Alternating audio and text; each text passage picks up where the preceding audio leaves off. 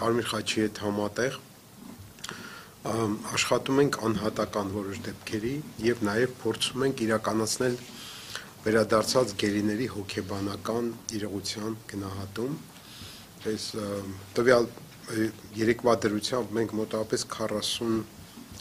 շուրջ գրեթե 40 գերիների այցելել ենք եւ նաեւ բացի դրանից մենք իրականացնում ենք ընտանիքի հոգեվիճակի գնահատում։ Դուք գիտեք, որ ընտանիքը մի այդպիսի օրգանիզմ է, որ երբ որ մի օրգանը վատ վիճակում է, ամբողջ ընտանիքի վրա դա կարող է անդրադառնալ եւ գերիների այդ դժվարությունները, հոգեբանական կտանքները, որոնց իրենք ենթարկվել են, բացակայության ընթացքում ամբողջ ընտանիքի փոփոխությունները, դինամիկան այսօր կարող են նաև իրենց անցանկալի հետևանքը ունենալ թե երեխաների, թե միջանձնային հարաբերությունների ընտանիքի մեծերի մեջ։ Ես կուզենայի մի քանի կարևոր այդպես շեշտադրումների մասին խոսել մեր գերիների հետ ունեցած հոգեբանական հանդիպումները, ինչպես խմբային, այնպես էլ անհատական ֆորմատով ցույց են տալիս, որ մեր հասարակության մեջ մի տեսակ կարծես խարանավորված, այսպես ստիգմատիզացիայի ենթարկված վերաբերմունք կա գերիների նկատմամբ, գերիներին ավելի դիտարկում են որպես հասարակության, հայրենիքի համար թշնամի խորտ, անցանկալի շերտ, իհարկե ոչ բոլորը, բայց այդպիսի երևույթ կա։ Ես կարծում եմ, որ այնպես ինչպես հիմա մենք մտահոգ ենք այնտեղ գտնվող 23 անձանց վերաբերյալ, անկախ նրանց նախկին սոցիալական դիրքից, ստատուսից, մենք բոլորի համար ցավում ենք, մտահոգ ենք եւ ամեն կերպ փորձում ենք աջակցել։ Այդ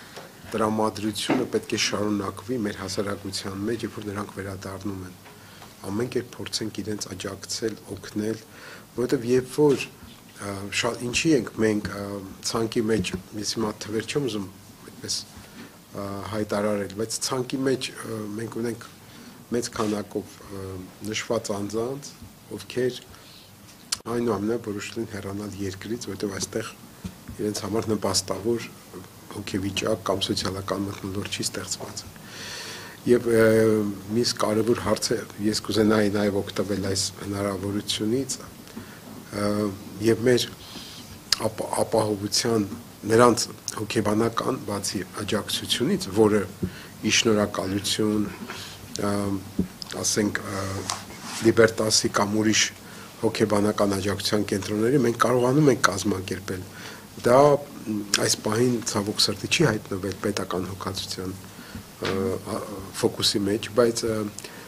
մենք պետք է նրանց առողջապահական խնդիրների համար լուրջ մտածենք, որովհետև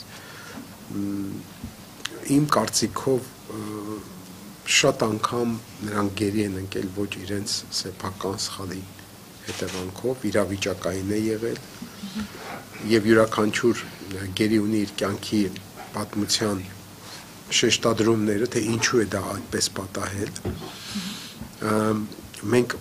կարծում եմ, որ ազգովի կարող ենք մտածել նրանց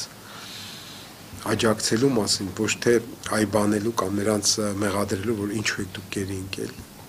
Ես հավատացնում եմ ձեզ, որ մեզանից յուրաքանչյուրը պատերազմի պայմաններում կարող էր գերի ընկել իրավիճակը այդ անհատի ձեռքերում չէր, որ ինքը կանխեր այդ գերի ընկնելու փաստը։ Եվ ուզում եմ շնորհակալություն հայտնել այստեղ ինչպես իրավապաշտպան կազմակերպությունից մենք համատեղ որոշակի հստակեցումներ արեցինք, ինչպիսի ում հետ են իրենք աշխատում, ինչ ցանկերով ենք մենք աշխատել, խմբային աշխատանքի ժամանակ, հատկապես մի տեսակ կարծես նեցուկ է մեզ կանգնել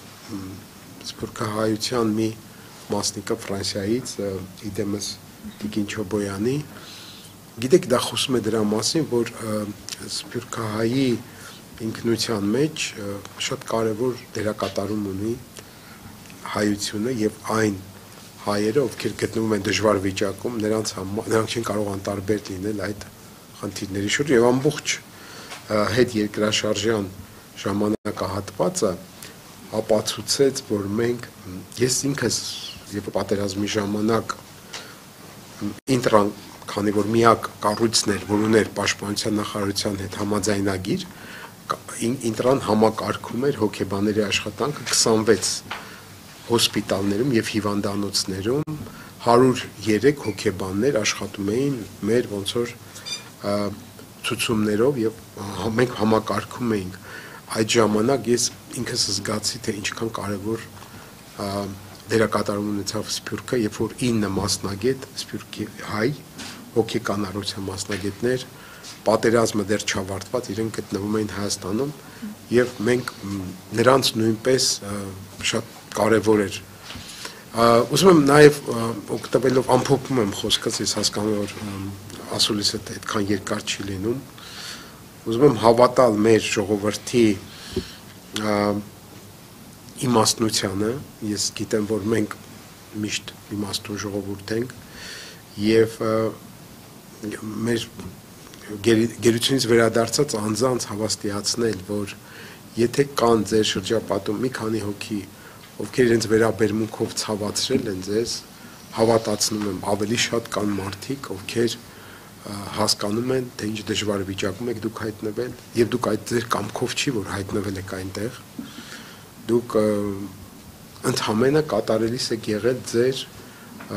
զինվորական պարտականությունը եւ այդ պարտականությունը ի օգուտ այն մարդկանց ովքեր հանգիստ ապրել են Հայաստանում եւ փորձել են կառավարել կազմակերպել իրենց ամենօրյա կյանքը ես կարող եմ անվերջ խոսել նրանց խնդիրների մասին բայց բնականաբար դա յուրաքանչյուր առանձին կարելի է մեծ վեբ գրել կամ ֆիլմ նկարել չեմ ուզում ձեզ ծանրաբեռնել շնորհակալություն